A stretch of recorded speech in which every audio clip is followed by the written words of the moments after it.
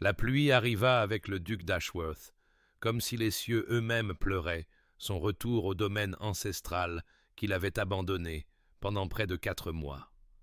Le manoir d'Ashworth s'élevait du paysage du Derbyshire, tel un monument à la gloire passée, ses murs de pierre grise encore plus sombres sous le poids du dernier souffle de l'automne,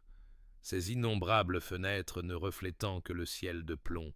et les branches squelettiques de jardin laissées à l'abandon par une négligence délibérée.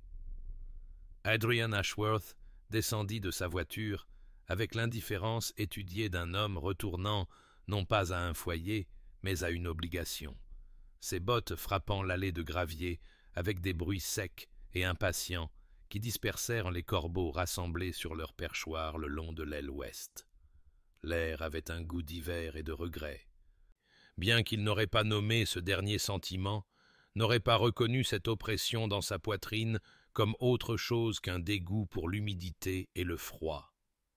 2 ans s'étaient écoulés depuis que les dettes de son père l'avaient enchaîné à ce lieu par des liens qui allaient au-delà du simple héritage, 2 ans depuis qu'il s'était tenu dans la chapelle et avait prononcé des vœux à une femme dont il pouvait à peine prononcer le nom, dont il s'était à peine donné la peine d'examiner le visage en ce matin gris où le devoir exigeait qu'il épouse la fille du marchand avec sa dot vulgaire et son sang roturier. Eleanor Ashworth, c'était son nom désormais, bien qu'il n'utilisât jamais le titre, ne lui accorda jamais la dignité de duchesse, même dans l'intimité de ses propres pensées. Elle avait été le prix de sa libération des dettes de jeu de son père, la transaction qui avait empêché le manoir d'Ashworth de tomber entre les mains des créanciers, et il l'avait payée avec toute la grâce d'un homme cédant une part de son âme. Il l'avait laissée ici, l'avait installée dans l'aile est comme un artefact trop précieux pour être jeté, mais trop honteux pour être exposé, et était parti pour Londres moins d'1 semaine après leur mariage, ne revenant que lorsque les affaires du domaine ou les obligations sociales exigeaient sa présence. Le manoir se dressait maintenant devant lui, alors que son majordome émergeait pour l'accueillir, et Adrian ne ressentit que le vide familier qui était devenu son compagnon constant. Le sentiment d'avoir échangé une prison contre une autre et de n'avoir rien gagné d'autre qu'une femme qu'il ne voulait pas et ne pouvait pas respecter. Il traversa le hall d'entrée avec ses tapisseries défraîchies et les portraits d'ancêtres plus dignes, remarquant à peine les serviteurs qui s'inclinaient et faisaient la révérence dans son sillage, son esprit calculant déjà combien de temps il pourrait s'écouler avant son retour à Londres et à la vie qui semblait plus réelle que tout ce que contenaient ces murs anciens. Ce n'est qu'en passant devant la longue galerie que quelque chose attira son attention, un mouvement à la fenêtre qui donnait sur la roseraie mourante, une silhouette en bleu pâle se tenant parmi les épines et la terre détrempée par la pluie, et pour le plus bref des instants, Adrian Ashworth vit sa femme. La vit réellement, peut-être pour la première fois depuis le jour de leur mariage, une mince silhouette se découpant sur le ciel gris d'automne, et quelque chose d'innommable s'agita dans le vide derrière ses côtes avant qu'il ne se détourne et continue vers son bureau, rejetant la vision comme il avait rejeté tout ce qui concernait Éléanore pendant 2 longues années. Mais avant que le destin de nos amoureux ne soit révélé, abonnez-vous pour ne manquer aucun chapitre de romance et de scandale. Et dites-nous dans les commentaires d'où nous regardez-vous. Maintenant, commençons. Adrian avait répété ses justifications si souvent au cours des 2 années qui avaient suivi son mariage qu'elles avaient acquis la qualité d'une vérité sacrée, de faits immuables qui n'exigeaient aucun examen et ne permettaient aucun doute. Eleanor Pemberton, comme elle s'appelait avant d'acheter son entrée dans le nom Ashworth avec la fortune marchande de son père, représentait tout ce que son éducation lui avait appris à dédaigner. L'argent nouvellement gagné par le commerce, plutôt qu'hérité, à travers des générations de sang noble, des manières apprises auprès de tuteurs plutôt qu'absorbées dès la naissance, une lignée qui pouvait être retracée sur peut-être 2 générations, avant de se dissoudre dans les masses sans histoire de l'Angleterre roturière. Elle avait été la solution à un problème, rien de plus, la clé qui avait libéré les dettes que la faiblesse de son père avait accumulées, et Adrian avait tourné cette clé avec tout l'enthousiasme d'un homme ouvrant sa propre cellule de prison. Il l'avait évitée avec un art né d'une véritable aversion. Chronométrant ses arrivées et départs du manoir d'Ashworth pour minimiser toute possibilité de rencontre, prenant ses repas dans son bureau lorsqu'il était contraint de rester en résidence, donnant pour instruction au personnel de la maison de garder l'aile, est entièrement séparé de ses propres appartements dans les quartiers ouest où son père et son grand-père avaient résidé avant lui. Il se disait qu'elle avait tout ce qu'elle pouvait raisonnablement désirer: un toit au-dessus de sa tête, de la nourriture sur sa table, des serviteurs pour répondre à ses besoins et la protection de son nom, même s'il ne pouvait se résoudre à lui offrir la dignité de son titre. Que pouvait attendre de plus la fille d'un marchand de la part d'un duc qui ne l'avait épousée que pour sauver sa demeure ancestrale de la ruine? Il ne l'avait jamais présentée à la société en tant que sa duchesse, avait assisté seul au bal et au dîner, avait laissé ses connaissances supposer que sa femme restait à la campagne en raison d'une santé fragile ou de préférences personnelles, et lorsque sa mère écrivait des lettres s'enquérant de la fille Pemberton, il répondait par de brèves assurances qu'elle était convenablement logée et ne lui causait aucun problème. C'est le 3e jour de sa résidence actuelle au manoir qu'Adrian rencontra Eleanor dans le couloir reliant la galerie principale à la bibliothèque, une rencontre fortuite que ni l'un ni l'autre ne pouvait éviter sans impolitesse évidente, et il se retrouva à s'arrêter au milieu de sa foulée comme elle le fit, tous deux figés dans ce ballet maladroit de personnes qui partagent un nom mais pas une vie. Elle fit la révérence, un petit mouvement précis qui ne semblait contenir ni ressentiment ni attente, et il inclina la tête en signe de reconnaissance, ses yeux parcourant ses traits sans vraiment les voir, notant seulement qu'elle semblait quelque peu diminuée depuis le jour de leur mariage, plus petite et plus silencieuse,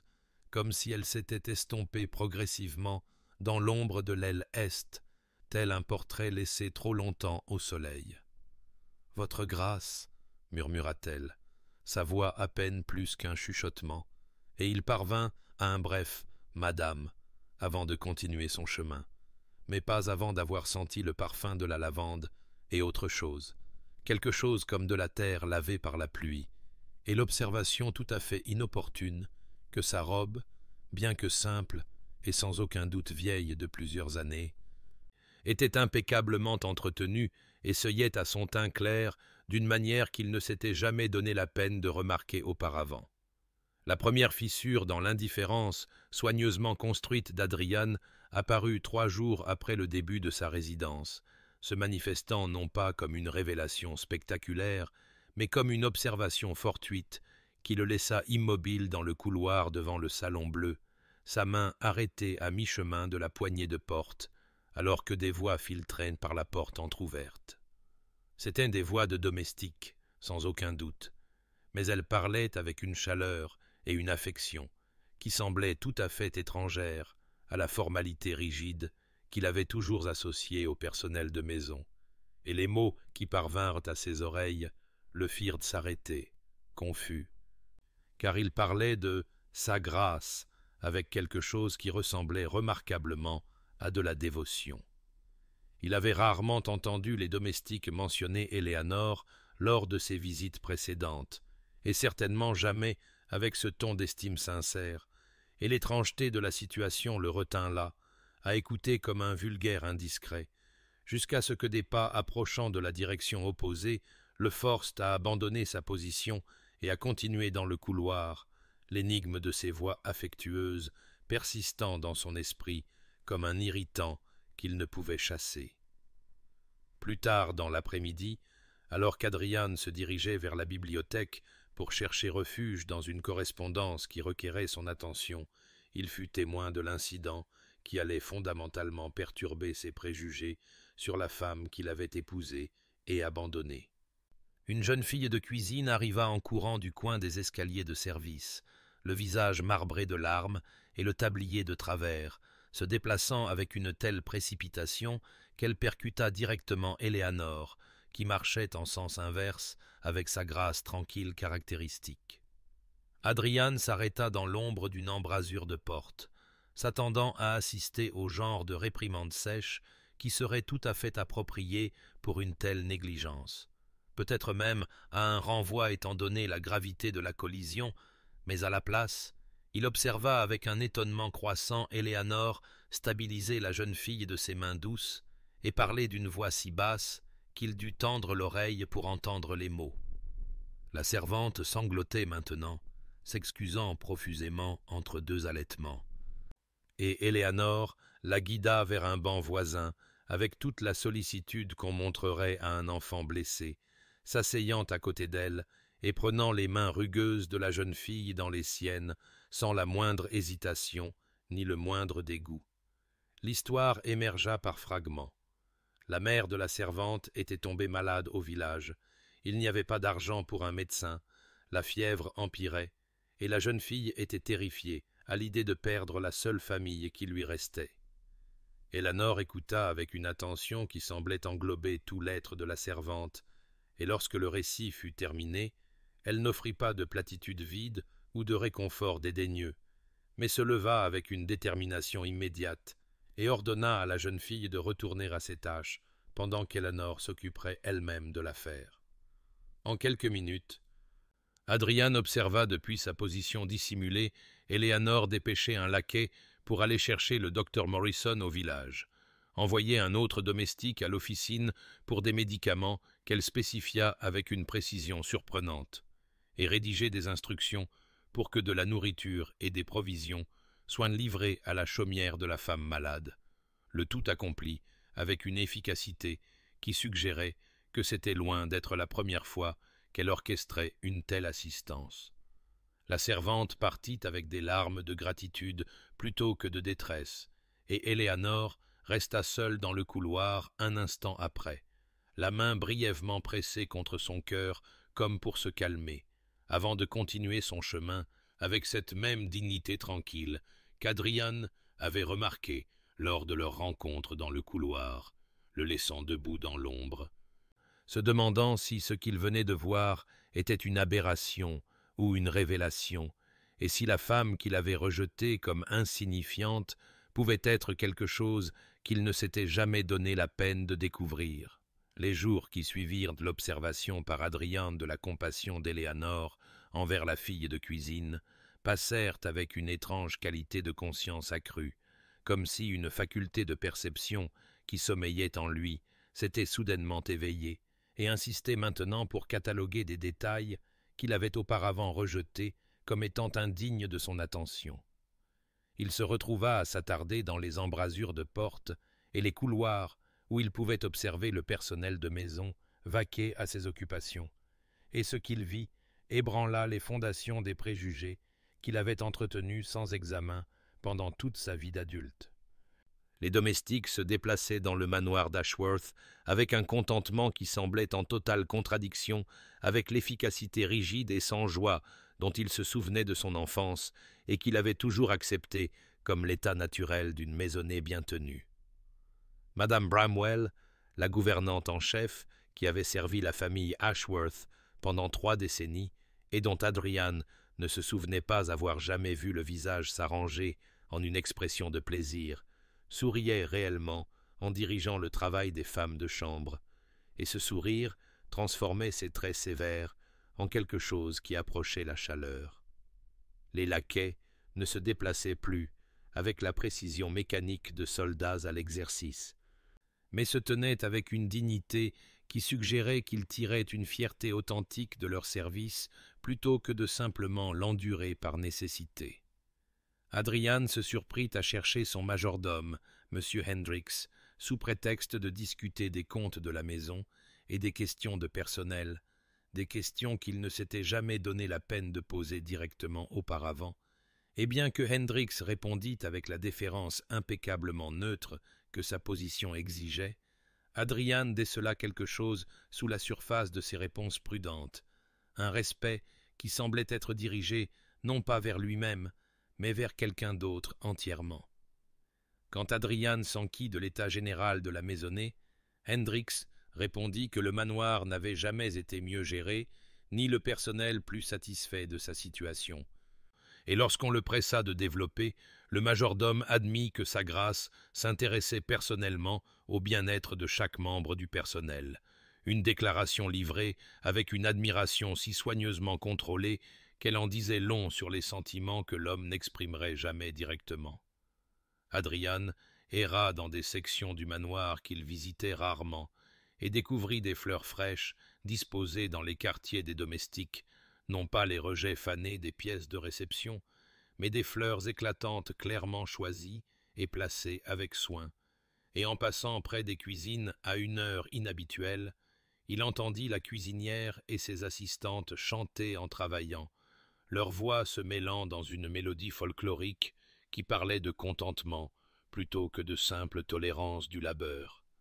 La prise de conscience s'abattit sur lui avec le poids d'une accusation qu'il ne pouvait réfuter.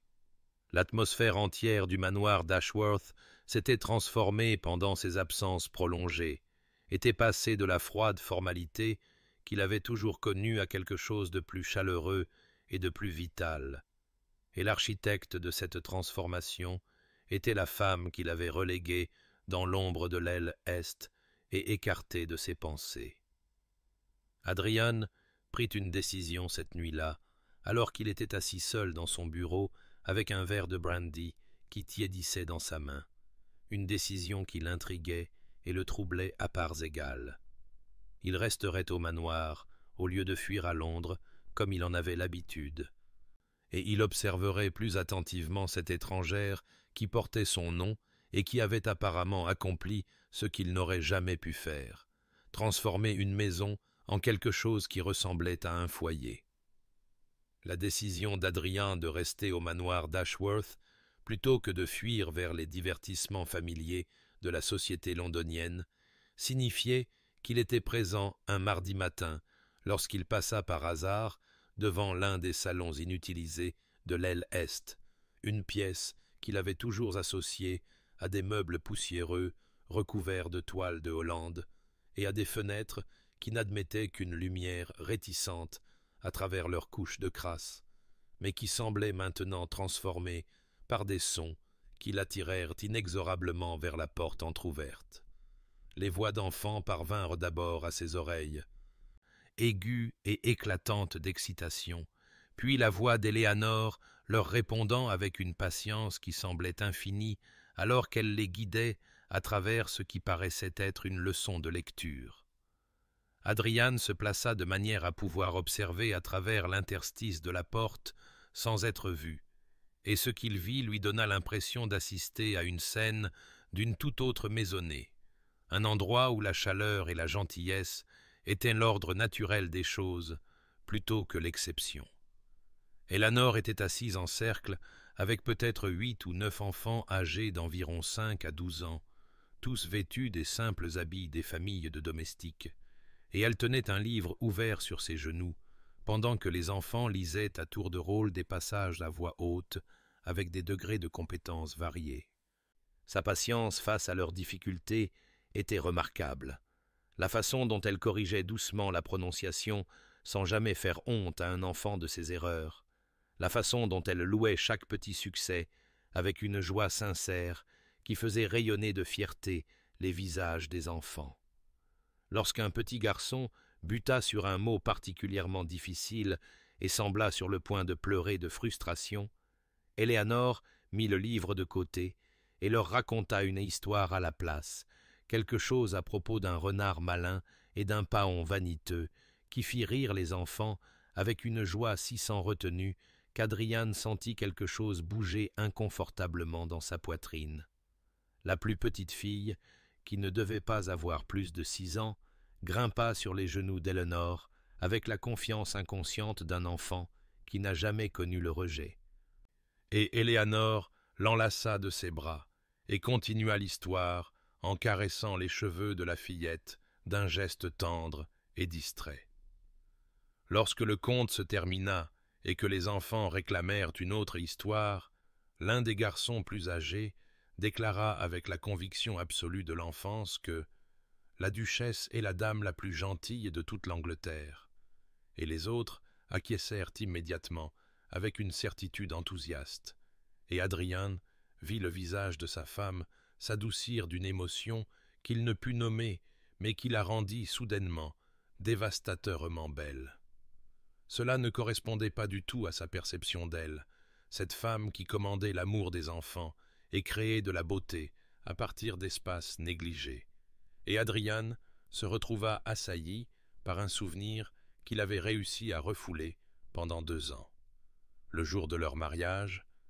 où il s'était tenu à côté d'elle devant l'autel sans jamais regarder son visage, sans jamais lui demander ce qu'elle voulait, craignait ou espérait, la traitant comme rien de plus qu'une transaction qui réglait les dettes de son père et sécurisait les domaines d'Ashworth.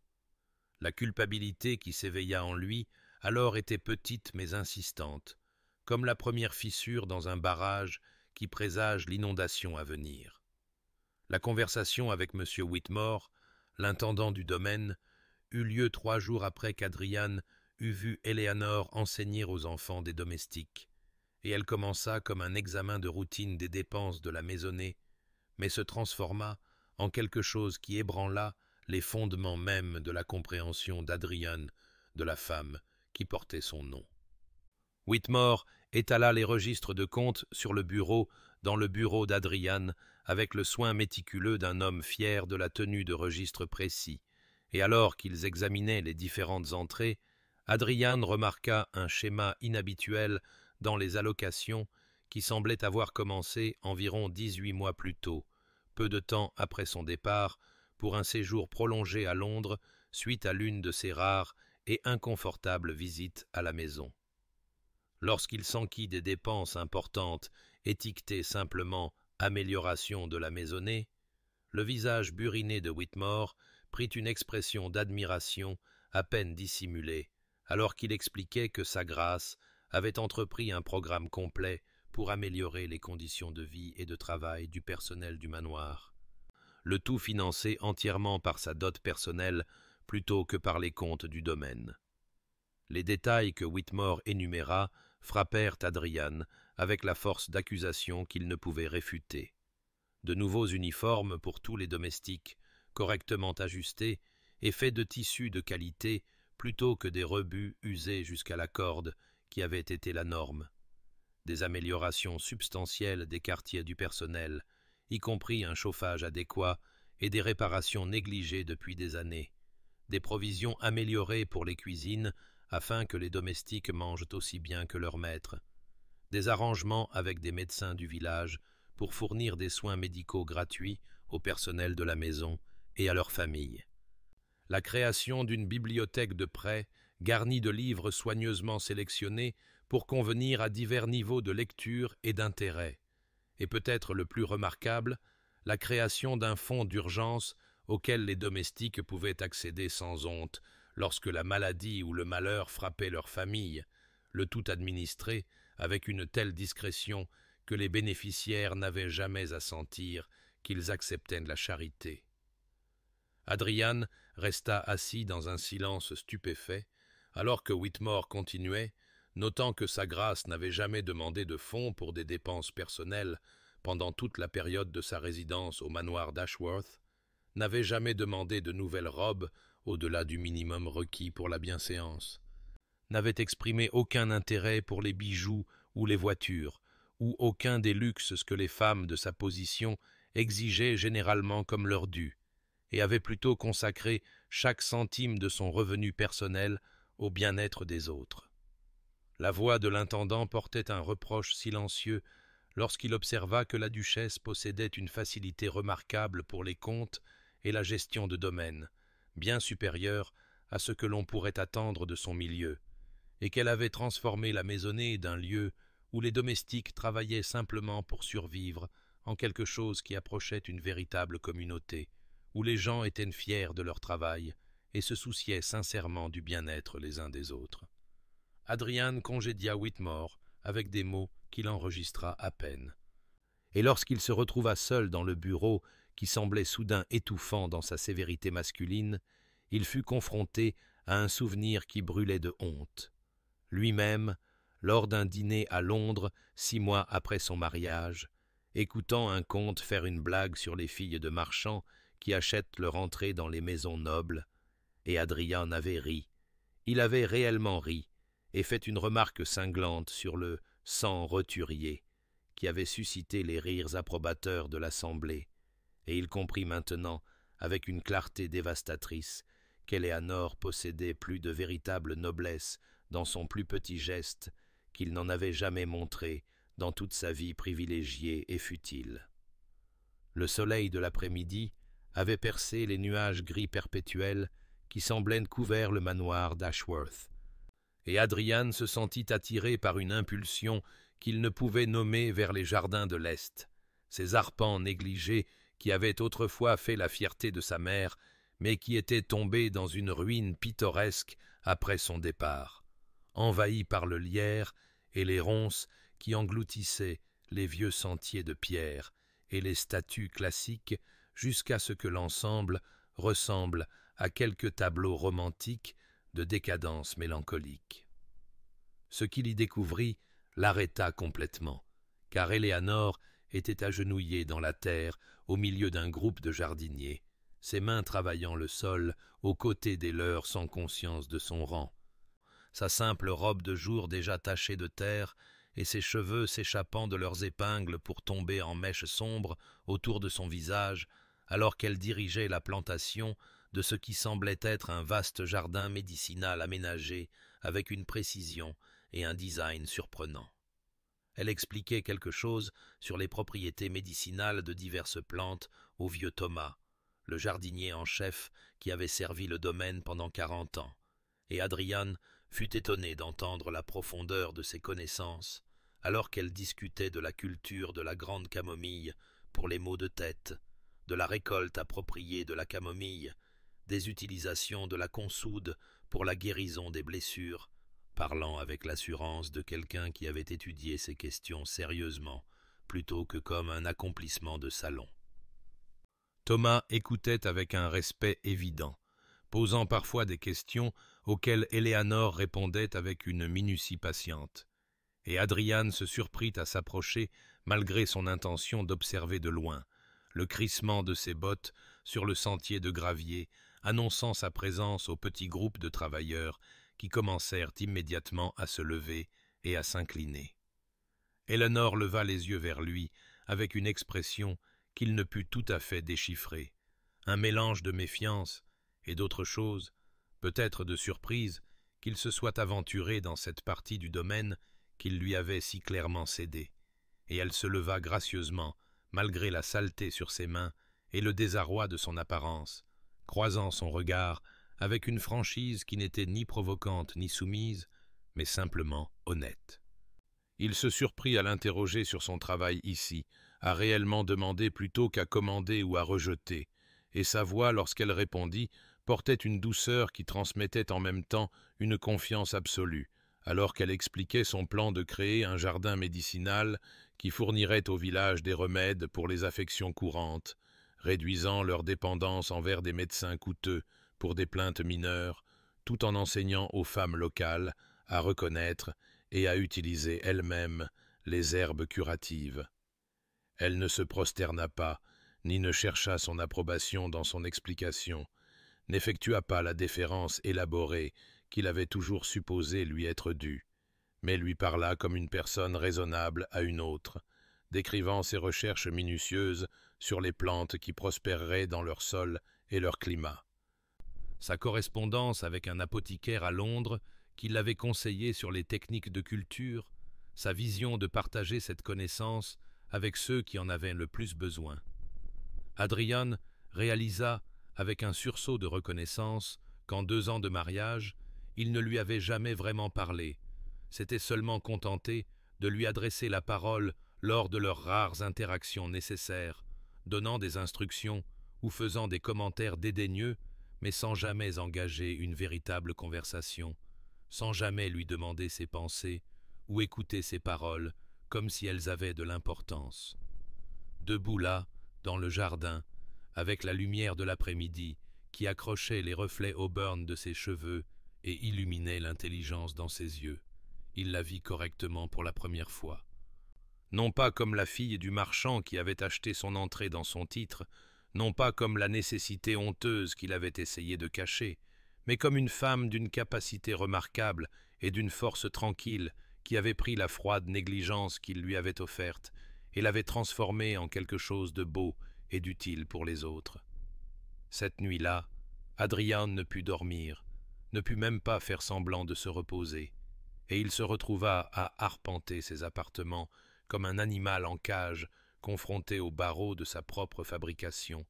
son esprit tourbillonnant de souvenirs qui arrivaient avec la précision implacable d'une lame de bourreau, chacun étant une petite mort de l'homme qu'il avait cru être. Il se souvenait maintenant du mariage avec une clarté atroce. Comment il s'était tenu à côté d'Elinor à l'autel et avait prononcé ses vœux en regardant quelque part par-dessus son épaule gauche, refusant de croiser ses yeux comme si une reconnaissance directe pouvait en quelque sorte rendre l'humiliation plus complète. Et il se rappela combien sa voix avait été faible lorsqu'elle avait prononcé ses propres promesses, à peine audibles dans la vaste cathédrale que sa famille avait construite pour célébrer leur ancienne lignée, cette lignée qu'il avait considérée souillée en acceptant l'argent de son père en échange d'un titre que le marchand n'aurait jamais pu revendiquer autrement. La nuit de noces lui revint avec une honte particulière. Comment il avait escorté Éléanore jusqu'aux appartements de la duchesse qui avaient été préparés pour elle, avait fait une déclaration froide sur le fait que son confort serait adéquatement pourvu, puis s'était retiré dans son bureau où il avait passé les heures jusqu'à l'aube à boire du brandy et à panser son orgueil blessé pendant qu'elle attendait seule dans des pièces qu'elle n'avait jamais vues auparavant, dans une maison pleine d'étrangers, au service d'un mari qui ne lui accorderait même pas la courtoisie élémentaire de sa présence. Pendant 2 ans, il l'avait traitée comme si elle était invisible, la présentant dans les rares occasions où la nécessité l'exigeait comme « ma femme », mais jamais comme la duchesse d'Ashworth. Cette distinction subtile qui signalait à toute la société qu'elle devait être tolérée, mais pas vraiment acceptée, reconnue, mais pas honorée. Et il voyait maintenant, avec une clarté dévastatrice, à quel point ce choix avait été délibérément cruel. Les événements mondains défilaient dans sa mémoire en un flot ininterrompu de preuves contre lui.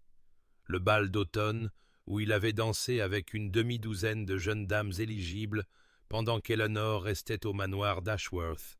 l'opéra, où il avait occupé la loge familiale avec sa mère et sa sœur non mariée, en prétextant la santé délicate d'Elinor, la partie de chasse au domaine de Lord Pemberton, où il avait accepté l'invitation pour lui seul, sans même considérer qu'une épouse pourrait accompagner son mari à de tels rassemblements, et toujours, les explications prudentes qu'il donnait lorsque quelqu'un s'enquérait, les références dédaigneuses à ses origines roturières, les blagues qu'il faisait à ses dépens et qui lui valaient les rires approbateurs de ceux qui appréciaient les lignées plus que l'humanité. Les lettres de sa mère émergèrent de sa mémoire avec un venin particulier, ces délicates questions sur la fille du marchand. Et si Adrian trouvait sa situation tolérable, ces suggestions qu'il pourrait établir Éléanore quelque part, à la campagne, où elle ne serait pas une source d'embarras, son espoir transparent que le mariage puisse rester sans enfant, et ainsi se terminer avec la mort éventuelle d'Éléanore, sans contaminer de façon permanente la lignée familiale. Et Adrian comprit avec une reconnaissance écœurante qu'il avait fait écho à chacun des préjugés de sa mère, en avait fait sa propre vérité, les avait utilisés pour justifier de traiter sa femme comme quelque chose de honteux à cacher plutôt qu'à honorer. Élinor ne s'était jamais plainte pendant ces 2 longues années, ne lui avait jamais écrit pendant ces longues absences pour exiger son attention ou son affection, ne s'était jamais présentée à sa porte à Londres pour insister sur ses droits de duchesse, n'avait jamais rien fait d'autre qu'exister tranquillement dans l'espace qu'il lui avait alloué, pendant qu'il vivait sa vie, comme si elle n'était qu'une obligation inconfortable dont il s'était acquitté et qu'il pouvait maintenant oublier. Et il réalisa que son silence n'avait pas été une acceptation, mais plutôt la dignité silencieuse de quelqu'un qui refusait de mendier ce qui aurait dû être donné librement. Elle avait simplement pris la froide négligence qu'il lui offrait et l'avait transformée en quelque chose de lumineux et de bon, était devenu en vérité ce qu'il n'avait jamais été que par accident de naissance, avait gagné par ses actions la noblesse qu'il ne possédait que comme un titre hérité, et debout seul dans ses appartements, avec la première lueur de l'aube commençant à poindre derrière ses fenêtres, Adrien comprit qu'on lui avait fait un cadeau qu'il ne méritait pas, et qu'il avait passé 2 ans à l'écraser sous le poids de sa propre supériorité infondée. Le lendemain matin, Adrian apparut dans la petite salle à déjeuner, où Éléanore prenait ses repas, un espace où il n'était jamais entré auparavant, durant leurs 2 ans de mariage. Et la surprise qui traversa son visage lorsqu'il la salua et lui demanda s'il pouvait se joindre à elle fut si complète qu'elle le transperça d'une nouvelle honte, car de toute évidence, elle s'était si habituée à son absence que sa présence semblait maintenant une intrusion dans la vie séparée qu'elle s'était construite entre les murs de sa propre maison. Il tenta d'engager la conversation, s'enquérant de ses projets pour la journée, demandant des nouvelles de l'avancement du jardin médicinal, faisant ce qu'il espérait être des commentaires réfléchis sur le travail dont il avait été témoin, mais ses mots sortirent guindés et formels, comme s'il s'adressait à une étrangère lors d'une fastidieuse obligation sociale, plutôt qu'à la femme qui portait son nom et vivait sous son toit. Éléanore répondit avec une parfaite courtoisie. Ces réponses assez complètes pour éviter l'impolitesse mais assez brèves pour décourager tout échange ultérieur, et il put voir dans la neutralité prudente de son expression qu'elle avait érigé des défenses contre lui, des murs construits pierre par pierre pendant les longs mois de sa négligence, des fortifications qui ne seraient pas franchies par quelques plaisanteries maladroites autour de toast et de thé. Elle lui parla de ses projets d'agrandir l'école des enfants, mentionna en passant qu'elle avait correspondu avec un botaniste à Édimbourg au sujet de certaines herbes rares, nota que les femmes du village avaient exprimé leur intérêt pour en apprendre davantage sur les préparations médicinales, mais elle ne dit rien de plus que l'effet brut de ses activités, n'offrant aucun aperçu de ses pensées ou de ses sentiments sur ce travail qui consumait si clairement sa passion et son énergie. Adrian se sentit de plus en plus frustré par cette barrière même qu'il avait construite, voulant exiger qu'elle lui parle avec la chaleur et l'animation dont il avait été témoin lorsqu'elle s'adressait aux jardiniers ou enseignait aux enfants, tout en comprenant avec une amère clarté qu'il avait perdu tout droit à une telle intimité par sa propre cruauté délibérée. Les jours passèrent dans ce schéma inconfortable, Adrian cherchant de plus en plus souvent la compagnie d'Éléanore, tandis qu'elle restait poliment distante, répondant à ses questions, mais n'en posant jamais de son côté, ne s'enquérant jamais de ses affaires à Londres ou de ses projets pour le domaine, ne montrant jamais la moindre curiosité pour sa vie ou ses pensées, et il réalisa, avec un choc de reconnaissance qu'elle avait appris à ne plus se soucier de lui, s'était entraînée à se défaire de tout intérêt naturel qu'une épouse pourrait porter aux affaires de son mari, parce qu'il lui avait fait comprendre que son intérêt était malvenu et ses opinions sans valeur. Elle ne lui demandait jamais rien, ne sollicitait jamais sa présence à un événement qu'elle avait prévu ou son opinion sur une décision à prendre, ne cherchait jamais son approbation pour les projets qu'elle entreprenait ou son aide pour les défis qu'elle rencontrait, et il comprit que cette indépendance, qui dans un autre contexte aurait pu sembler admirable, était en vérité le plus triste témoignage de son échec. Car Éléanore avait construit une vie complète au manoir d'Ashworth qui ne l'incluait tout simplement pas, sauf en tant que propriétaire distant dont elle avait appris qu'elle n'avait pas besoin de la permission. Il était un étranger dans sa propre maison, parcourant des couloirs qu'Eleanor avait remplis de sens et de chaleur, croisant des domestiques qui se tournaient vers elle pour obtenir des conseils et une protection, observant la transformation qu'elle avait opérée dans chaque recoin du domaine, tout en restant lui-même totalement périphérique à tout cela, et la connaissance qu'elle avait fait du manoir un véritable foyer pour tout le monde, sauf pour lui, s'installa sur son cœur, comme le givre de l'hiver sur des fleurs mourantes. La maladie arriva au village, comme un brouillard malveillant, roulant depuis les marais. S'emparant d'abord du plus jeune petit enfant du vieux Thomas, le forgeron, puis se propageant à travers 3 chaumières à l'extrémité et du hameau, avant que quiconque ne comprenne le danger auquel il faisait face. Et au moment où la nouvelle atteignit le manoir d'Ashworth, la fièvre avait saisi près de 2 douzaines d'âmes, avec de plus en plus de malades chaque heure. Adrian l'apprit de son intendant lors de leur réunion matinale, le rapport inquiet de l'homme à peine terminé, qu'Eleanor apparut à la porte du bureau sans frapper, le visage pâle mais calme, déjà vêtue de sa robe la plus simple, les cheveux sévèrement tirés en arrière, comme si elle se préparait pour une bataille plutôt que pour des visites mondaines, et elle parla avec une autorité tranquille, qui ne souffrait aucune discussion sur le besoin immédiat de la voiture, sur la mobilisation des fournitures médicales de la maison, sur l'envoi de cavaliers pour aller chercher des médecins des domaines voisins et l'apothicaire du bourg.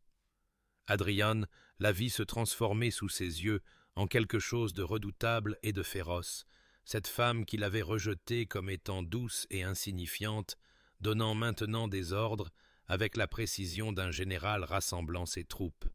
Et en moins d'1 heure, elle avait organisé une petite armée de domestiques chargeant des chariots de couverture, de médicaments et de nourriture, avait dépêché des messagers dans 4 directions avec des demandes d'aide, avait converti le plus grand chariot en une infirmerie mobile approvisionnée de tout ce qu'elle jugeait nécessaire pour soigner les affligés. Ce n'est que lorsqu'elle monta elle-même sur le siège du conducteur de ce chariot, prenant les rênes avec des mains qui montraient qu'elle savait bien comment mener un attelage, qu'Adrian retrouva sa voix et son autorité, s'avançant pour le lui interdire d'un ton qui avait fait trembler des soldats endurcis pendant son bref service militaire, lui disant qu'elle ne s'exposerait absolument pas à un tel danger, qu'il enverrait des domestiques pour fournir tous les soins nécessaires, mais qu'elle resterait en sécurité au manoir. Eleanor le regarda de haut depuis son perchoir sur le siège du chariot, et dans ses yeux, il vit quelque chose qu'il n'y avait jamais vu auparavant, un noyau d'acier absolu sous la douceur. Une force qui faisait paraître ses ordres comme les exigences pétulantes d'un enfant essayant d'affirmer un contrôle qu'il avait depuis longtemps perdu. Et quand elle parla, sa voix était douce comme toujours, mais portait le poids d'une vérité irréfutable. « Ces gens sont ma responsabilité, votre grâce, la mienne d'une manière que vous n'avez jamais comprise ni reconnue, et je suis la duchesse d'Ashworth, que vous ayez choisi de le reconnaître ou non. » Les mots le frappèrent comme des coups physiques, chacun un rappel de son échec, et avant qu'il ne puisse formuler une réponse, elle avait mis les chevaux en mouvement, le chariot roulant sur l'allée, tandis qu'il restait là à regarder, dans une fureur impuissante qui était en réalité de la peur,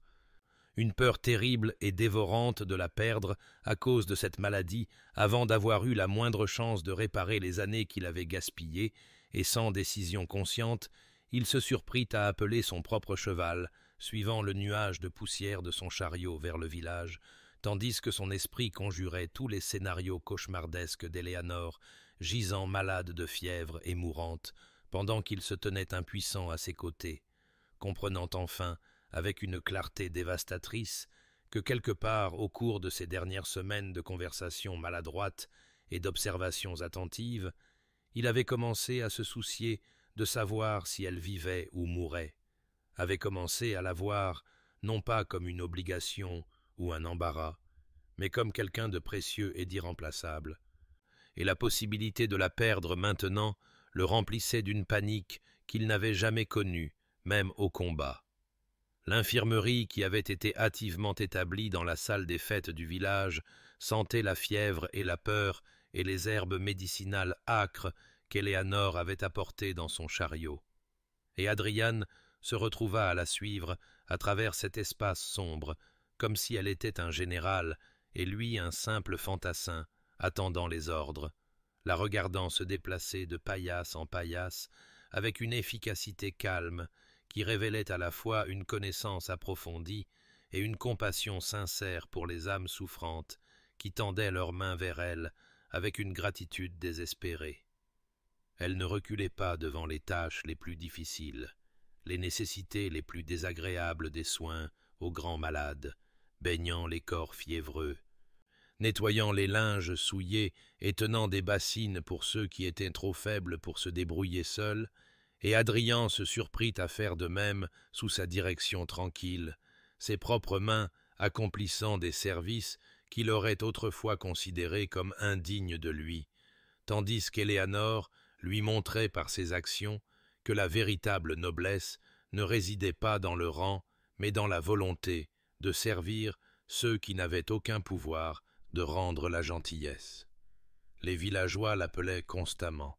leur voix faible mais remplie d'une vénération proche de l'adoration. Et il entendit une vieille femme dont les mains noueuses agrippèrent la manche d'Éléanore murmurer « Notre ange », avec une conviction si fervente qu'il comprit que ces gens avaient depuis longtemps accordé à Éléanore l'honneur et le respect qu'ils lui avaient refusés, avaient reconnu en elle ce que son préjugé l'avait empêché de voir. Les heures se confondirent dans cet hôpital de fortune, rythmé seulement par les instructions d'Éléanore, alors qu'elle lui apprenait à préparer ses remèdes à base de plantes, à reconnaître les signes de crise chez un patient fiévreux, à offrir de l'eau par petites gorgées prudentes à ceux qui étaient trop faibles pour boire seuls, et dans l'étrange intimité d'un but commun, Adrien découvrit un lien avec sa femme qu'il n'avait jamais imaginé possible. Leurs mains travaillant de concert pour soulager la souffrance et préserver la vie. Il y eut un moment où ils tendirent tous deux la main vers la même bouteille de médicaments. Leurs doigts se touchèrent dans la faible lueur de la lampe, et tous deux se figèrent, prenant soudain conscience l'un de l'autre, non pas comme duc et fille de marchand, non pas comme mari déçu et épouse négligée, mais simplement comme deux personnes œuvrant ensemble pour un bien commun. Et dans les yeux d'Éléanore, il vit une lueur de quelque chose de plus doux que l'acier, qui lui avait ordonné de rester à l'écart, peut-être une reconnaissance hésitante qu'il essayait d'être meilleur qu'il ne l'avait été. La barrière entre eux sembla s'amincir au cours de cette nuit sans fin à soigner les malades, chaque petite collaboration s'ajoutant à la précédente jusqu'à ce qu'ils se meuvent ensemble avec une aisance presque naturelle, Adriane anticipant ce dont Éléanore aurait besoin avant qu'elle ne le demande, Éléanore lui confiant des tâches qui exigeaient à la fois compétence et compassion. Et lorsque l'aube se leva enfin sur le village, et qu'Éléanore déclara que le pire de la crise était passé, que personne d'autre n'était mort pendant la nuit, et que plusieurs montraient des signes de rétablissement, ils retournèrent ensemble au manoir dans un silence épuisé, qui ressemblait moins à de l'éloignement qu'au calme confortable de soldats ayant survécu à une bataille côte à côte, tous deux trop lasses pour parler, mais liés par ce qu'ils avaient partagé, d'une manière que des conversations maladroites au petit déjeuner n'auraient jamais pu accomplir. Ils étaient assis dans le salon, alors que la première lueur pâle de l'aube filtrait par les fenêtres, aucun d'eux n'ayant changé ses vêtements souillés, ni lavé les taches de l'infirmerie de ses mains, trop épuisés pour observer les convenances qui avaient régi leurs existences séparées pendant 2 ans. Et dans ce moment brut et vulnérable, où la fatigue avait dépouillé tout faux semblant et toute armure, Adrian sentit des mots jaillir de sa bouche qu'il n'avait jamais eu l'intention de prononcer, des excuses qui commencèrent comme des phrases prudentes, mais se brisèrent en quelque chose de bien plus honnête et désespéré, alors qu'il essayait d'articuler la honte qui s'était accumulée en lui depuis des semaines. Il lui dit qu'il était désolé, des mots inadéquats qui ne pourrait jamais englober l'ampleur de sa cruauté.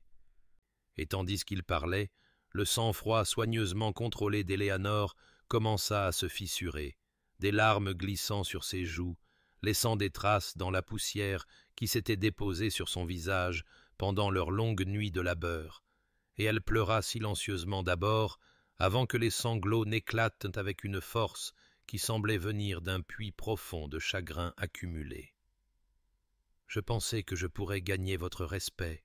murmura-t-elle, lorsqu'elle put de nouveau parler, sa voix rauque de douleur, ce qui fit se contracter la poitrine d'Adrien, sachant qu'il était la cause de cette souffrance. Je pensais que si je me montrais assez digne, si j'étais assez gentille, assez utile et assez silencieuse, vous pourriez enfin me voir comme autre chose que le marché honteux que vous aviez été forcé de conclure.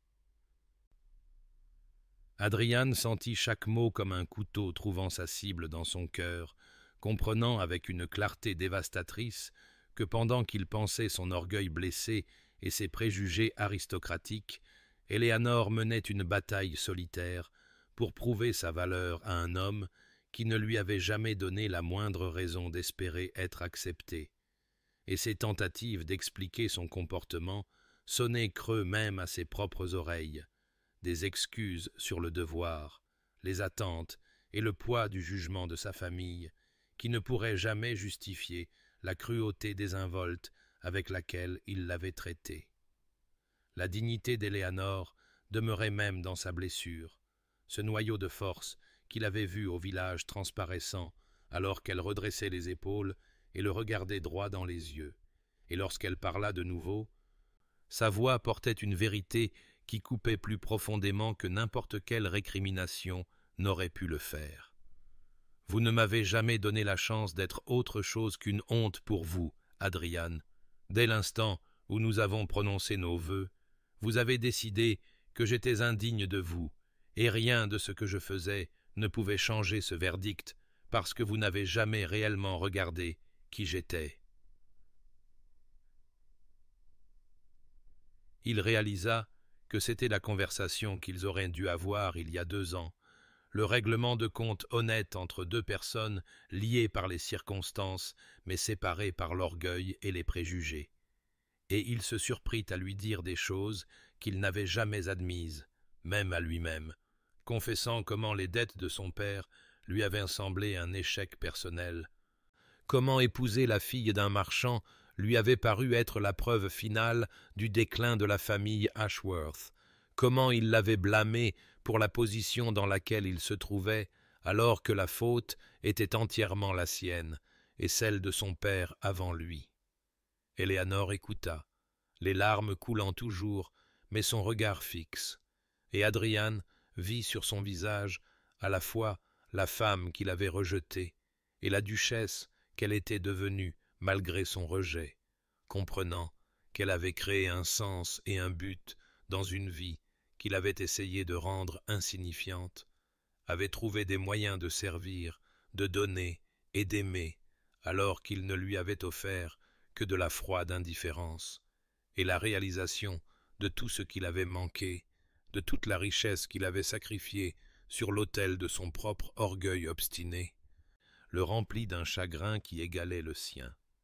Les semaines qui suivirent leur conversation à l'aube se déroulèrent au rythme lent et hésitant du printemps s'éveillant après un long hiver, et Adrian se surprit à demander chaque matin à Éléanore s'il pouvait se joindre à elle dans le travail qu'elle avait prévu pour la journée. Ces demandes empreintes d'une humilité qui lui était entièrement nouvelle, alors qu'il attendait sa permission d'entrer dans le monde qu'elle avait construit en son absence, apprenant par une observation patiente tout ce qu'elle avait créé, alors qu'il avait été délibérément aveugle à ses efforts.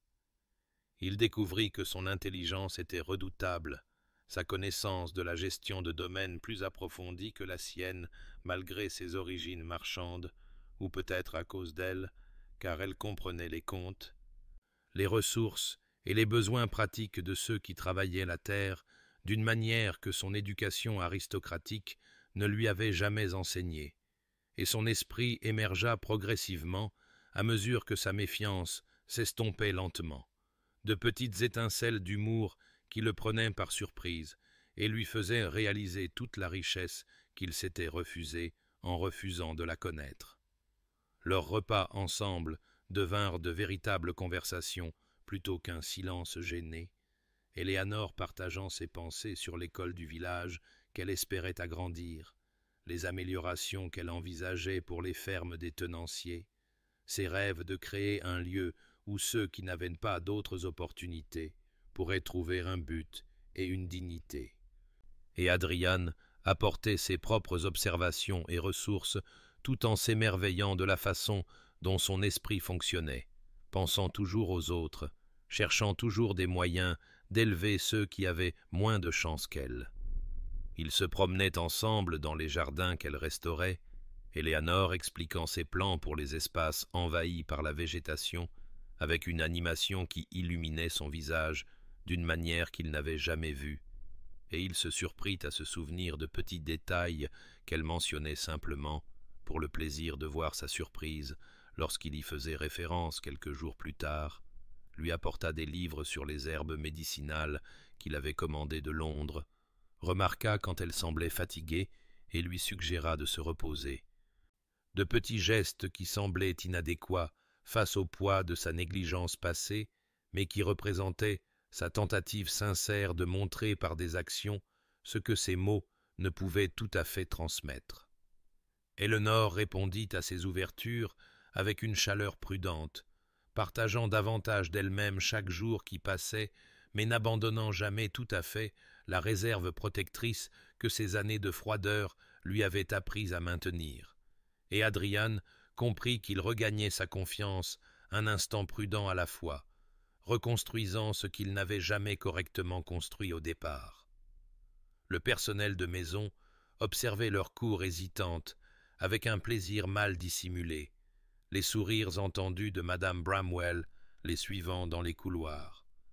Les domestiques, trouvant des excuses pour s'attarder lorsque le duc et la duchesse étaient ensemble, comme s'ils assistaient à quelque chose de précieux et de longtemps attendu, et Adrian réalisa que ces personnes qui avaient aimé Éléanore depuis le début espéraient maintenant qu'ils pourraient se montrer dignes du trésor qu'elles avaient reconnu, alors qu'il était trop fier pour le voir, leur approbation étant quelque chose qu'ils se surprenaient à vouloir désespérément mériter.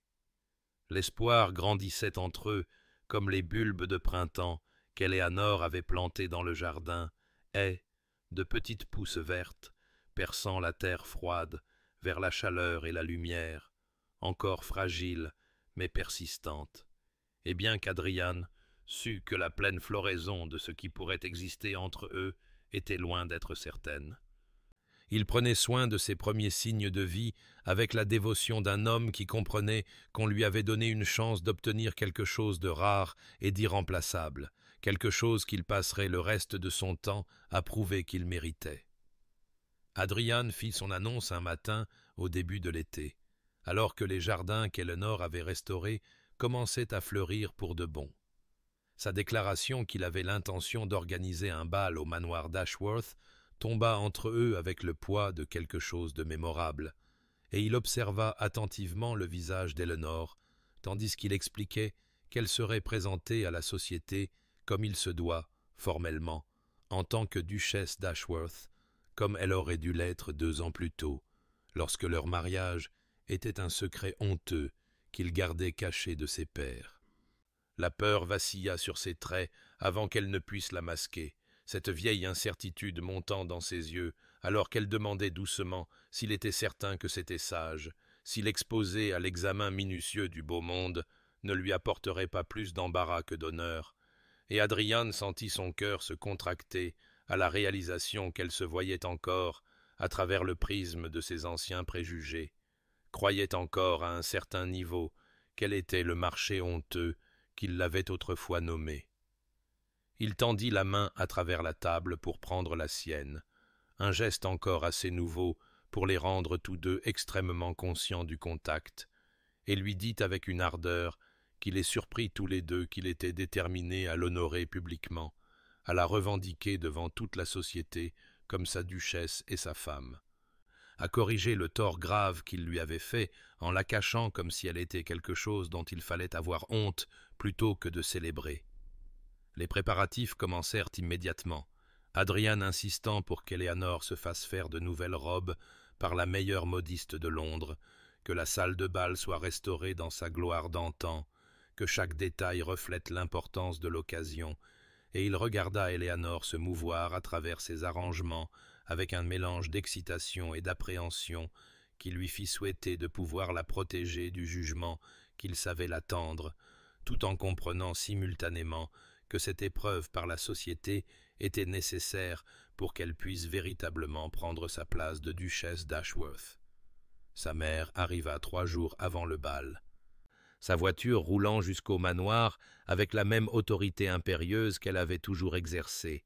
et Adrian se prépara pour la confrontation qu'il savait imminente, alors que la duchesse douairière entrait dans le salon avec son expression familière de dédain aristocratique déjà fermement en place. Elle ne perdit pas de temps à exprimer sa désapprobation de toute l'entreprise, ses mots dégoulinant de mépris, alors qu'elle demandait pourquoi Adrian paradait soudainement avec sa mariée marchande devant la société, après avoir eu le bon sens de la garder cachée pendant 2 ans. Et quelque chose en Adrian se brisa en entendant Eleanor décrite en ces termes. Sa défense de sa femme émergea avec une force qui réduisit sa mère au silence, alors qu'il lui disait qu'Eleanor valait 10 fois n'importe quelle femme qu'elle lui avait jamais présentée, qu'elle possédait plus de véritable noblesse dans son plus petit geste que la plupart des membres du beau monde ne pouvaient en revendiquer dans tout leur pédigree, qu'il ne tolérerait que personne, pas même sa propre mère, ne parle d'elle avec autre chose que le plus grand respect. La douairière fixa son fils comme si elle voyait un étranger, son choc visible dans la façon dont sa bouche s'ouvrit et se ferma sans un son, et aucun d'eux ne remarqua Eleanor debout, dans l'embrasure de la porte où elle était tombée sur cette scène, sa main pressée contre son cœur, alors qu'elle écoutait Adrian la défendre avec une passion qui lui disait plus clairement que n'importe quel mot privé que sa transformation était réelle, complète et inébranlable,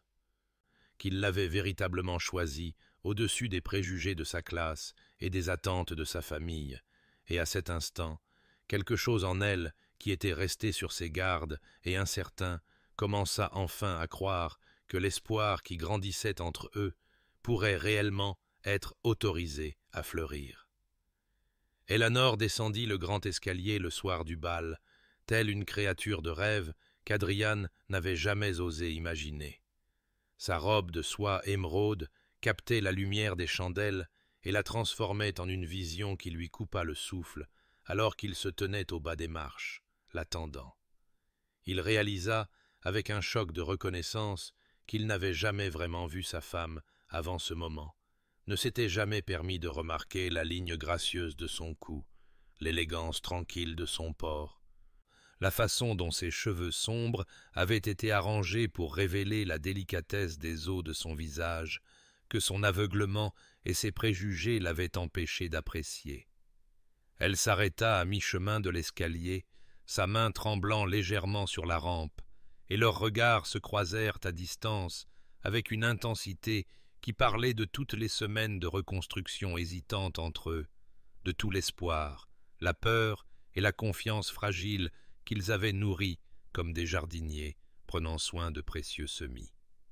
Adrian lui tendit la main alors qu'elle atteignait la dernière marche, glissant ses doigts dans le creux de son bras avec une possessivité entièrement nouvelle, et il lui dit d'une voix rauque d'émotion qu'elle était à couper le souffle,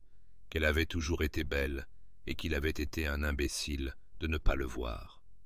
Il la conduisit dans la salle de bal, la tête haute et la poitrine gonflée d'une fierté qui semblait à la fois étrangère et parfaitement juste, sentant le poids du regard collectif de la société se poser sur eux alors qu'ils entraient ensemble. Les murmures commencèrent immédiatement, comme le vent dans les feuilles sèches, tandis que la noblesse assemblée observait le duc d'Ashworth avec la femme qu'il avait cachée pendant 2 ans, leurs yeux vifs de curiosité, de jugement et de mépris à peine dissimulés. Adrian leva la main pour demander le silence, sa voix portant à travers la salle avec une autorité qui ne venait pas de son titre, mais d'une conviction absolue, alors qu'il faisait sa présentation officielle, proclamant Eleanor comme sa femme et la duchesse d'Ashworth en des termes qui ne laissaient aucune place au doute ou à la nuance. Il observa les visages de ses pairs alors qu'ils assimilaient cette reconnaissance publique d'une femme que la plupart avaient supposé rester à jamais un secret honteux. Leur première danse ensemble fut une révélation de proximité physique après des années de distance prudente. La main d'Adrian, à la taille d'Eleanor, sentait sa chaleur à travers la soie, alors qu'ils se déplaçaient au rythme de la valse, leur corps trouvant un rythme commun qui semblait faire écho à l'harmonie hésitante qu'ils avaient construite dans leur vie quotidienne. Il se pencha pour lui murmurer des compliments qui firent monter le rose à ses joues, lui dit que chaque homme dans la pièce l'enviait, qu'elle se déplaçait avec plus de grâce que n'importe quelle femme avec qui il avait jamais dansé. Les réponses d'Eleanor étaient timides mais sincères.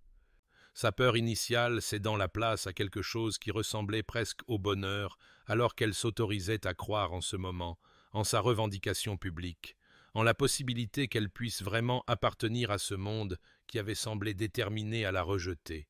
Et Adrian sentit son cœur se serrer de tendresse devant son courage à affronter cette épreuve pour lui. La soirée se poursuivit avec son lot de mépris, à peine voilé de certains côtés. Lord Pemberton fit un commentaire sur les filles de marchands jouant à la noblesse, qui porta clairement à travers la table des rafraîchissements, et la réponse d'Adrian fut immédiate et dévastatrice. Sa réprimande publique fut livrée sur un ton glacial alors qu'il informait Pemberton que sa femme possédait plus de véritable noblesse dans son petit doigt que Pemberton n'en avait dans tout son corps replet, que quiconque ne pouvait lui montrer le respect qu'elle méritait ne serait plus le bienvenu au manoir d'Ashworth, ni considéré comme son ami. Le silence qui suivit ces paroles fut absolu et électrique, la société observant, le souffle coupé, le duc d'Ashworth choisir sa mariée marchande au détriment de l'approbation de sa classe. Eleanor sentit des larmes lui piquer les yeux devant cette démonstration publique de sa loyauté, tout en maintenant son calme avec la dignité tranquille qui avait toujours été la sienne. Certains invités commencèrent à se détendre au fil de la soirée. Attirés malgré eux par la chaleur sincère d'Eleanor et la transformation évidente d'Adrian, et il observa avec satisfaction comment la grâce et l'intelligence de sa femme gagnaient lentement ceux qui avaient les yeux assez clairs pour voir au-delà des préjugés la femme remarquable qu'il avait eu la bénédiction d'épouser. En haut, dans la galerie des domestiques, Madame Bramwell et le personnel de maison regardaient leur duchesse briller, des larmes de fierté coulant sur leurs visages. Leur joie de la voir enfin honorée comme elle le méritait était plus précieuse pour Adrian que n'importe quelle approbation du beau monde. Il leva les yeux une fois au cours de la soirée pour croiser le regard de Madame Bramwell, recevant un signe de tête qui lui dit qu'il avait enfin commencé à gagner le respect de ceux qui avaient aimé Eleanor alors qu'il était trop fier pour voir sa valeur. Ce moment de déclaration publique guérissait quelque chose en Eleanor et en lui-même, qui avaient été brisés par des années de honte et de dissimulation, transformant leur mariage de fardeau secret en partenariat célébré devant le monde entier. Les derniers invités partirent vers minuit, mais Eleanor se sentit trop agitée pour se retirer, malgré l'épuisement qui alourdissait ses membres. L'intensité de la soirée laissait ses nerfs vibrants d'une énergie qui ne permettait pas le sommeil, et elle se glissa par les portes de la terrasse dans le jardin où les roses fleurissaient, argentées au clair de lune, et où l'air était lourd de leur parfum et de la promesse d'orage d'été. Elle ne s'attendait pas à trouver Adrian là, parmi les vignes grimpantes, son manteau jeté, et sa cravate desserrée d'une manière qui le faisait paraître plus jeune et plus incertain que le duc imposant qui l'avait si farouchement défendu devant toute la société. Ils se figèrent tous deux lorsque leurs regards se croisèrent sur le sentier du jardin, cette rencontre fortuite dans l'obscurité, semblant en quelque sorte plus significative que toutes les conversations prudentes qu'ils avaient partagées à la lumière du jour. Adrian parla le premier, sa voix rauque, avouant qu'il ne pouvait pas dormir, que la soirée avait ébranlé quelque chose en lui qu'il devait nommer avant qu'un autre jour ne passe en demi-vérité et en politesse prudente. Et Éléanore sentit son cœur commencer à s'emballer alors qu'il franchissait la distance qui les séparait avec des pas qui parlaient d'une détermination durement acquise. Il lui dit alors, debout parmi les roses qu'elle avait plantées de ses propres mains, qu'il était en train de tomber amoureux de sa propre femme, qu'il tombait amoureux depuis des semaines maintenant sans se l'admettre pleinement, que la voir ce soir lui avait fait réaliser qu'il ne voulait pas seulement son pardon, mais son cœur, sa confiance, son amour, si elle pouvait un jour se résoudre à le donner à un homme qui avait gaspillé 2 ans du cadeau qu'on lui avait fait. Le cœur gardé d'Éléanore trembla sur les bords, voulant désespérément y croire, mais terrifié par la douleur qui viendrait s'il changeait d'avis à nouveau. Si cette transformation s'avérait temporaire ou conditionnelle, et elle lui demanda d'une voix qui tremblait de vulnérabilité comment elle pouvait faire confiance à cela, comment elle pouvait croire qu'il ne se réveillerait pas un matin pour la regretter à nouveau, regretter la fille du marchand qui avait acheté son entrée dans sa vie. La réponse d'Adrian fut un vœu prononcé avec une conviction si féroce qu'il contourna ses défenses rationnelles et frappa directement l'espoir qu'elle avait si durement essayé de ne pas nourrir, sa promesse qu'il passerait chaque jour de sa vie restante à se prouver digne d'elle, qu'il ne la ferait plus jamais douter de sa place à ses côtés, qu'on lui avait accordé une grâce qu'il ne méritait pas et qu'il ne la gaspillerait pas. Le baiser, quand il vint, fut hésitant, tendre et transformateur. Des années de distance, de blessures et de solitude comblées par la pression de ses lèvres contre les siennes, par la façon dont ses mains encadraient son visage, comme si elle était quelque chose de précieux et de fragile, par le goût salé des larmes sur leurs 2 visages, alors qu'ils se tenaient dans le jardin à minuit et s'autorisaient enfin à guérir. Les murs entre eux s'effritaient comme d'anciennes fortifications devenues inutiles, parce que la guerre était terminée et qu'ils se tenaient enfin du même côté, 2 personnes qui avaient été des étrangers, choisissant de devenir des partenaires, choisissant la vulnérabilité plutôt que la sécurité, choisissant l'amour plutôt que l'orgueil, et les roses fleurissaient autour d'eux, en témoins silencieux de cette révolution tranquille du cœur. Les mois qui suivirent leur confession de minuit dans la roseraie apportèrent au manoir d'Ashworth une transformation qui semblait toucher chaque pierre et chaque poutre de lumière. Adrian et Éléanore construisirent leur partenariat non pas sur le terrain instable du devoir ou de l'obligation, mais sur la base solide d'une affection sincère et d'un but commun. Leur journée était remplie du contentement tranquille de 2 personnes découvrant que l'amour pouvait être à la fois doux et profond lorsqu'il était nourri avec patience et honnêteté.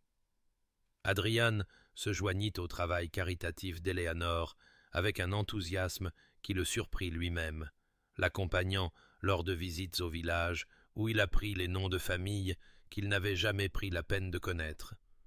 S'asseyant avec elle pendant qu'elle enseignait leurs lettres aux enfants des domestiques et découvrant qu'il avait un don pour les faire rire avec des histoires de sa propre enfance qu'il pensait oublier depuis longtemps. Sa présence à ses côtés conférait l'autorité de son titre à sa compassion, rendant leurs efforts combinés 2 fois plus efficaces que ce que l'un ou l'autre aurait pu accomplir seul. L'acceptation d'Éléanore par la société vint lentement mais sûrement, aidée par le plaidoyer indéfectible d'Adrian et la preuve indéniable que la duchesse d'Ashworth possédait une grâce et une intelligence qui transcendait les questions de naissance. Progressivement, des invitations commencèrent à arriver, adressées à eux deux, des dîners où la conversation réfléchie d'Éléanore et son intérêt sincère pour les autres convainquirent même les plus sceptiques des matrones du beau monde, des soirées musicales où la fierté évidente d'Adrian pour sa femme poussa d'autres maris à examiner leur propre mariage et à les trouver insuffisants en comparaison. Leur intimité grandissante se déploya par couches, à la fois émotionnelles et physiques. Des conversations tardives dans la bibliothèque révélèrent des rêves et des peurs qu'ils avaient gardés cachés même à eux-mêmes. Adrian apprit qu'Éléanore avait toujours aimé l'astronomie et fit installer un télescope dans la tour Est. Éléanore découvrit que son mari écrivait des poèmes qu'il n'avait jamais montrés à personne et copia soigneusement ses meilleurs vers dans un journal relié en cuir qu'elle lui offrit pour son anniversaire. Leurs corps se trouvèrent avec une confiance croissante dans des baisers volés et des contacts prolongés qui promettaient plus qu'ils n'avaient encore osé revendiquer pleinement. Le manoir lui-même semblait répondre à leur bonheur. Le rire résonnait dans des couloirs qui n'avaient connu que la froide formalité du temps du père d'Adrian. Le salon devint un lieu de chaleur où ils s'asseyaient ensemble le soir, lisant à voix haute ou simplement parlant, tandis que le feu crépitait et que la pluie tambourinait contre les fenêtres. La salle à déjeuner se transforma d'un lieu de silence gêné en un sanctuaire où ils partageaient leurs projets pour la journée autour d'un thé, de toast et du calme confortable de deux personnes qui n'avaient plus besoin de mots pour communiquer leur contentement. Les domestiques observaient cette transformation avec une joie qui se manifestait de 1000 petites manières. Madame Bramwell fredonnait en vaquant à ses occupations. Monsieur Hendricks s'autorisait de vrais sourires en observant son maître et sa maîtresse se promener ensemble dans le jardin. Le personnel de cuisine rivalisait pour créer les plats préférés d'Éléanore et notait avec satisfaction comment Adrian remarquait maintenant et les remerciait personnellement pour leurs efforts. Toute la maisonnée se prélassait dans le rayonnement d'un mariage qui avait été sauvé du bord de l'éloignement permanent et refait en quelque chose qui leur donnait à tous l'espoir que les choses brisées pouvaient être réparées si seulement les gens avaient le courage d'essayer. Adrian se surprit à apprendre de la compassion d'Éléanore d'une manière qui l'humiliait et le changeait. Ses explications patientes sur l'importance de certaines réformes lui apprirent à voir l'humanité chez des personnes qu'il avait auparavant rejetées comme de simples serviteurs ou tenanciers. Ses corrections douces, lorsque ses anciens préjugés refaisaient surface, le poussaient à examiner les croyances qu'il avait absorbées sans questionnement de son éducation et à rejeter celles qui ne résistaient pas à la lumière de sa sagesse. Il s'émerveillait d'avoir reçu le don extraordinaire d'une épouse qui lui donnait envie de devenir un homme meilleur, non pas par la critique, mais par le simple exemple de sa propre bonté. Éléanore, à son tour, gagna en confiance grâce à l'amour constant et au soutien public d'Adrian. Sa chaleur et son intelligence naturelle s'épanouirent maintenant qu'elle n'avait plus à surveiller chaque mot et chaque geste contre un rejet potentiel, et elle commença à s'autoriser à croire que la transformation dont elle était témoin en lui était réelle et permanente, qu'elle pouvait avoir confiance en cette nouvelle fondation qu'ils construisaient ensemble, brique par brique, à travers des moments accumulés de tendresse et de buts communs. Le manoir qui avait été sa prison devint enfin le sanctuaire dont elle avait toujours rêvé, rempli de rire, d'amour et de la promesse d'un avenir qu'aucun d'eux n'avait osé imaginer lorsqu'ils s'étaient tenus comme des étrangers devant un autel 2 ans auparavant. L'après-midi d'automne amena des visiteurs inattendus au manoir d'Ashworth sous la forme de 3 hommes du passé d'Adrian, des connaissances dissolues de ses années d'université qui arrivèrent sans invitation dans un nuage de fumée de cigares et de présomption. Leur présence perturba immédiatement la paix qui s'était installée sur la maisonnée, comme un vent mauvais agitant des eaux calmes, et Adrian sentit l'ancienne vie l'atteindre de ses doigts avides, alors que Lord Wetherby, Sir Marcus Thorne et l'honorable Julian Pembroke entraient dans son bureau avec l'arrogance désinvolte d'hommes qui n'avaient jamais appris que leur bienvenue pouvait expirer. Ils parlèrent d'Éléanore en quelques minutes, leurs commentaires grossiers sur la fille du marchand, livrés avec des coups de coude et des sourires entendus, des suppositions tissées dans chaque mot qu'Adrian partageait bien sûr leurs opinions, que son mariage n'était qu'une transaction financière qu'il endurait avec un dédain approprié. Leur rire sonnait creux dans une pièce qui lui était devenue sacrée par des heures passées là, avec sa femme, à discuter des affaires du domaine et des projets caritatifs, et Adrian sentit quelque chose de féroce et de protecteur monter dans sa poitrine, qui n'avait rien à voir avec le devoir et tout à voir avec l'amour. Wetherby fit une plaisanterie particulièrement vulgaire sur les avantages des épouses qui connaissaient leur place et n'attendaient rien de plus que leur entretien, ces mots s'empâtant légèrement à cause du brandy qu'il avait consommé avant midi, et Adrian se retrouva debout brusquement, sa voix coupant leur rire avec une froideur qui fit taire les trois hommes, surpris de la transformation dont ils étaient témoins chez leur ancien compagnon. Il leur dit en des termes qui ne laissaient aucune place aux malentendus qu'Éléanore était la personne la plus admirable qu'il ait jamais connue, que sa compassion et son intelligence dépassaient tout ce que leur noblesse de naissance collective avait produit, qu'il ne tolérerait pas que son nom soit prononcé avec autre chose que le plus grand respect sous son toit, ou partout ailleurs où leurs chemins pourraient se croiser, son rejet de leurs suppositions absolues et sans équivoque. Le silence stupéfait qui suivit sa déclaration s'étira, tendu comme une corde d'arc, avant que Thorne ne se reprenne assez pour rire incertainement et suggérer que le mariage avait ramolli Adrian. Ce qu'Adrian ne savait pas, c'est qu'Eléanore était revenue plus tôt du village et se tenait maintenant dans le couloir, devant la porte du bureau, la main pressée contre sa bouche, alors qu'elle écoutait son mari la défendre avec une férocité qui brisa finalement les derniers fragments de doute qui avaient subsisté dans les coins de son cœur, malgré toute la tendresse des derniers mois, ce choix public entre son ancienne vie et leur nouvelle, exposant la profondeur de sa transformation d'une manière que des mots privés n'auraient jamais pu faire. La confrontation s'intensifia lorsque Pembroke suggéra qu'Adrian gaspillait une bonne camaraderie pour une femme qui n'appartiendrait jamais vraiment à leur monde. Son ton apitoyé d'une manière qui fit se crisper les mains d'Adrian, et lorsqu'il leur ordonna de quitter sa maison immédiatement, choisissant Éléanore plutôt que des compagnons qu'ils connaissaient depuis l'enfance sans un moment d'hésitation, leur départ fut marqué par le dégoût et l'incrédulité. Les portes claquèrent et les sabots des chevaux résonnèrent sur l'allée, tandis qu'ils fuyaient vers Londres pour répandre des rumeurs sur la façon dont le duc d'Ashworth avait été complètement domestiqué par sa femme roturière. Éléanore entra dans le bureau dès qu'ils furent partis, traversant l'espace entre eux sans un mot.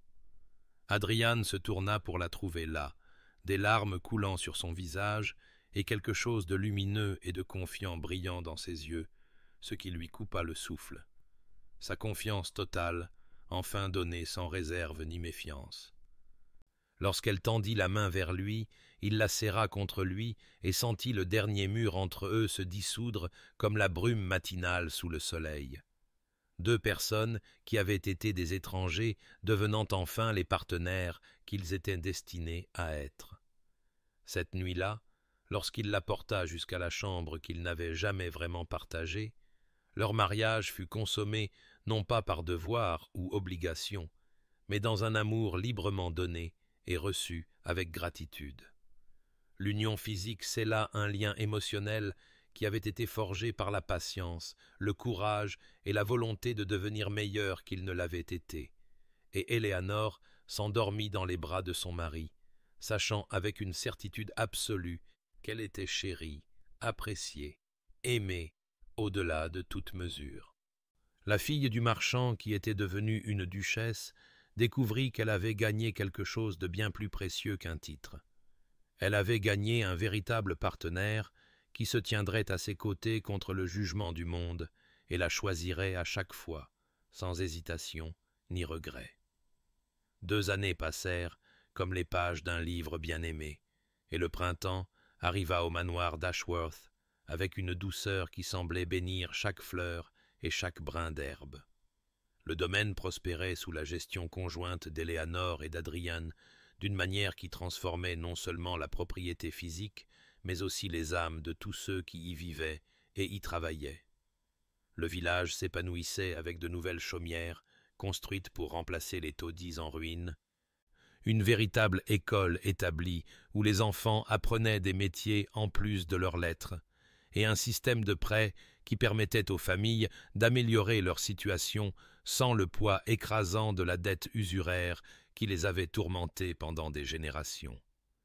Éléanore se déplaçait dans les pièces ensoleillées du manoir avec la grâce sereine d'une femme totalement sûre de sa place et de son but, son état étant maintenant évident dans le doux gonflement de son corps qui portait leur premier enfant, une fille qu'il nommerait Catherine, d'après la mère d'Éléanore. Adrian observait sa femme avec un émerveillement qui n'avait pas diminué, mais s'était plutôt approfondi avec le temps, s'étonnant d'avoir eu le privilège extraordinaire de partager sa vie avec quelqu'un dont la bonté lui donnait envie d'être digne d'elle chaque jour. La société en était venue, progressivement mais complètement, à respecter la duchesse d'Ashworth. Son intelligence et sa compassion sincère avaient conquis même les plus sceptiques, et les invitations arrivaient maintenant régulièrement, sollicitant leur présence ou leur patronage. D'autres familles nobles approchaient discrètement Adrian pour lui demander comment Éléanore et lui avaient réussi à réformer les pratiques de leur domaine sans sacrifier les profits, découvrant à leur surprise que traiter les gens avec dignité et équité améliorait en fait la productivité et la loyauté d'une manière que la cruauté et la négligence n'auraient jamais pu faire. Le manoir lui-même avait été transformé du froid mausolée de l'enfance d'Adrian en un véritable foyer rempli de lumière et de rire. Chaque pièce était touchée par la chaleur d'Éléanore et la capacité croissante de joie d'Adrian. Les domestiques n'étaient plus simplement contents, mais véritablement prospères et loyaux, leurs enfants éduqués et en bonne santé, leur famille sécurisée, dans la certitude que le duc et la duchesse se souciaient autant de leur bien-être que des revenus du domaine. Cette transformation rayonnait vers l'extérieur comme des ondulations sur un étang, touchant les propriétés voisines et inspirant des changements dans des endroits inattendus. Par un après-midi d'avril particulièrement beau, Éléanore et Adrian organisèrent une fête dans le jardin pour les domestiques et leurs familles. Les lieux étaient animés par les rires des enfants et la satisfaction tranquille des adultes qui se savaient apprécier. Adrian regarda sa femme se déplacer parmi les invités avec une grâce qui n'avait besoin d'aucun titre pour être noble, sa main reposant inconsciemment sur son ventre arrondi, alors qu'elle écoutait avec un intérêt sincère la vieille Madame Hendricks décrire les progrès de son petit-fils à l'école du village.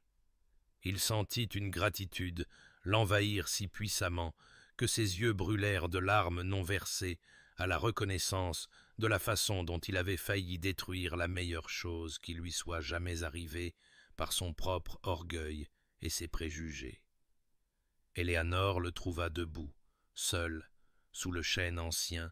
et vint glisser sa main dans la sienne, leurs doigts s'entrelaçant avec l'intimité facile de 2 personnes qui avaient appris le cœur de l'autre par la patience et le dévouement. Lorsqu'il murmura qu'elle l'avait sauvé de devenir la pire version de lui-même, elle se tourna pour croiser son regard et répondit avec la simple vérité qui était devenue le fondement de leur partenariat, lui disant doucement qu'ils s'étaient sauvés l'un l'autre, que l'amour n'était pas une personne en sauvant une autre, mais deux personnes choisissant chaque jour de construire ensemble quelque chose de beau à partir des morceaux brisés de ce qui aurait pu être. Dans ces paroles, il entendit l'écho de chaque matin qu'ils avaient partagé, de chaque défi qu'ils avaient affronté en tant que partenaires, de chaque moment de tendresse qui s'était accumulé comme un intérêt composé jusqu'à ce qu'ils se trouvent immensément riches dans la seule monnaie qui comptait. Ils se tenaient ensemble sous le soleil printanier, entourés de personnes dont ils avaient touché la vie, sachant avec une certitude absolue que la honte et l'isolement de leur début avaient été transformés en quelque chose de précieux et de durable, un amour qui avait été testé, affiné, et s'était révélé être de l'or pur. La fille du marchand et le duc plein de préjugés, devenant simplement Éléanore et Adriane, deux âmes qui avaient enfin trouvé leur chemin l'une vers l'autre. La nurserie du manoir d'Ashworth baignait dans la lumière de fin d'après-midi, filtrant à travers les rideaux de dentelle blanche qu'Éléanore avait choisis elle-même. Dans le berceau sculpté en chêne ancien qui appartenait à la famille d'Adriane depuis des générations, reposait leur fille Catherine, âgée d'à peine 3 semaines, avec des mèches de cheveux sombres et les yeux doux de sa mère. Éléanore était assise dans le fauteuil à bascule que son mari avait commandé à l'ébéniste du village, et Adriane était agenouillée à côté d'eux, une main posée sur le bord du berceau et l'autre recouvrant celle de sa femme, qui reposait sur ses genoux.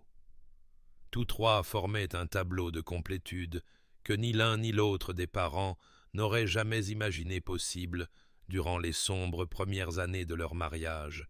lorsque la honte et l'orgueil avaient construit des murs qui semblaient insurmontables. Adriane regarda sa fille et vit l'avenir s'étendre devant elle, une enfance remplie d'amour et de sécurité, avec des parents qui lui apprendraient que la véritable noblesse n'avait rien à voir avec les lignées, mais tout à voir avec la façon dont on traite les personnes vulnérables et sans pouvoir. Lorsqu'il leva les yeux vers le visage d'Éléanore, il la trouva le regardant avec cette expression douce qui lui coupait encore le souffle, même après des années passées à gagner sa confiance. La fille du marchand, qui était devenue la plus admirable duchesse que l'Angleterre ait jamais connue, non par la naissance, mais par la qualité de son caractère, et il s'émerveilla du chemin qu'ils avaient parcouru ensemble, d'étrangers, liés par nécessité financière à âmes sœurs, qui s'étaient choisis encore et encore à travers chaque épreuve et chaque défi. Éléanore tendit la main pour toucher sa joue de ses doigts doux, lisant dans son expression l'émerveillement et la gratitude qui étaient devenus ses compagnons constants. Elle pensa à la jeune femme effrayée qui était arrivée à ce manoir il y a 4 ans, n'attendant rien et trouvant encore moins. Comment elle s'était faite petite et utile, dans l'espoir de mériter une parcelle de reconnaissance de la part du mari, qui pouvait à peine la regarder, et comment l'endurance patiente et la dignité tranquille avaient en quelque sorte transformé non seulement Adriane, mais aussi elle-même, lui apprenant qu'elle avait toujours possédé une valeur qui n'avait besoin d'aucune validation extérieure, bien que l'amour et le respect de son mari rendissent cette connaissance plus douce qu'elle n'aurait pu l'imaginer. Ils restèrent assis ensemble dans la paisible nurserie pendant que Catherine dormait et que le manoir bourdonnait de vie autour d'eux. Les domestiques vaquaient à leurs occupations avec un contentement né d'un traitement équitable et d'une sollicitude sincère. Le village au-delà des murs du domaine prospérait d'une manière qui envoyait des ondes de changement à travers tout le comté, d'autres familles nobles commençant à remettre en question leurs propres pratiques et découvrant que la compassion et le profit n'étaient pas mutuellement exclusifs. Adriane comprit avec une clarté cristalline que ce moment, ce simple après-midi avec sa femme et sa fille, représentait tout ce qu'il avait failli détruire par ses propres préjugés et son orgueil. La honte, qui avait autrefois défini leur mariage, transformée en une fierté si profonde